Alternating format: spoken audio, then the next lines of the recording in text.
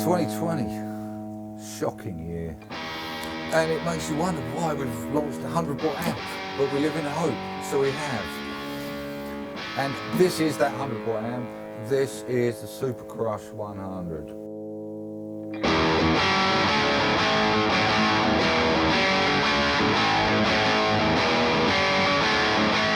combo version we fitted with the Celestial. So it's just this head and the 1x12 combo version that's going to be available.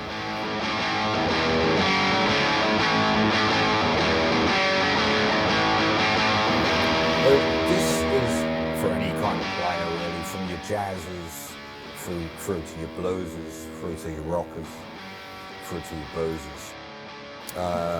You know, you can dial this in for pretty much any playing style. It's not a genre-specific amp in any way.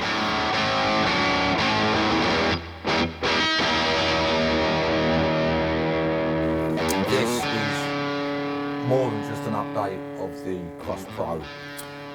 You've got the buffered effects loop on the back. You've also got a cab sim with a balanced out on the back. The reason for the Super Crush 100 was the Crush Pro was op-amp based gain structures here, lead channel and clean channel, and I wanted it to be more valve-like.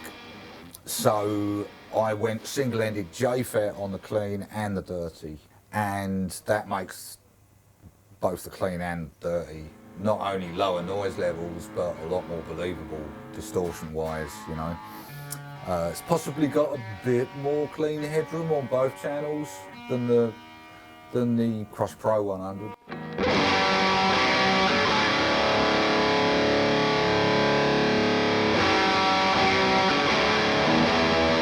So obviously the Rockerverb is, you know, is the king of the jungle, is the king of our jungle.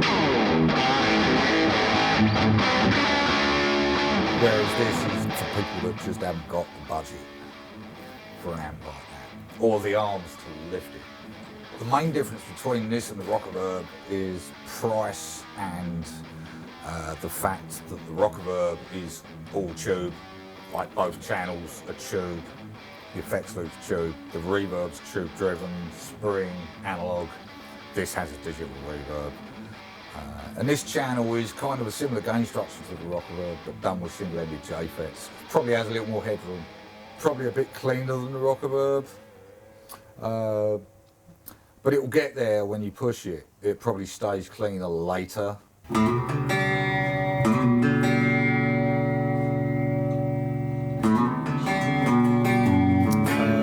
clean channel on this is a lot more pedal friendly as well. The volume is after the bass and treble in the circuit with no bright cap, so it's flat all the way up.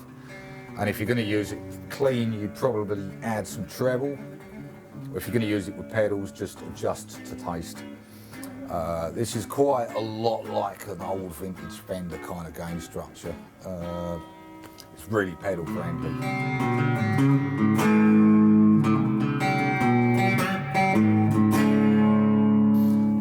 You've got front panel channel switch, it's foot switchable as well. The lead channel stays clean pretty much up to about 3 or 4. And then it starts getting into vintage crunch, comes round into heavier saturation as you turn it up. And the saturation is a lot more tube-like.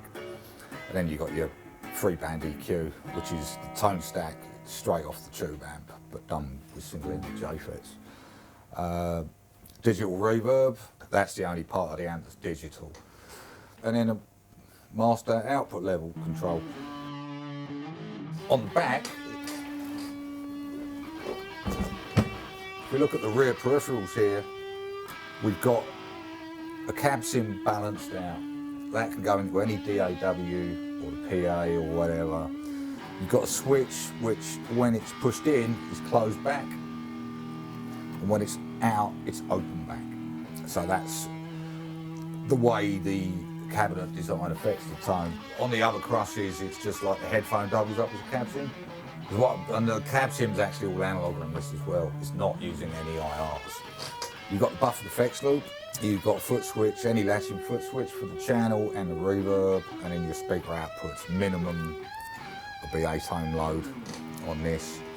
The output stage is that of the Pedal Baby 100, so it's lighter in weight than the old, slightly lighter than the previous version, and it looks way more tarty.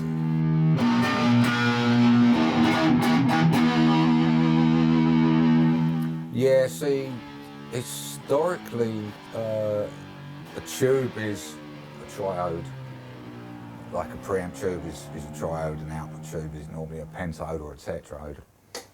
Now that's the amount of elements it's got in it, you know. So the preamp, it's single-ended circuitry, it's class A circuitry, basically. You know, a preamp in a tube amp would be a class A gain structure. So obviously an op-amp is an operational amplifier, so it's a differential operational amplifier. A JFET is, again, a single device that if you try and make a tube amp gain structure with JFETs, that will be class A as well. And it'll be, you know, it'll be a lot much simpler in some ways, but much harder to design, because you actually, with an op-amp you can drop it in, tell it what to do and it does it. Whereas a JFET, you've got to design around it, just as you do a tube amp. So it's a lot harder to do, but the results are lower noise floor and a more believable tone, you know.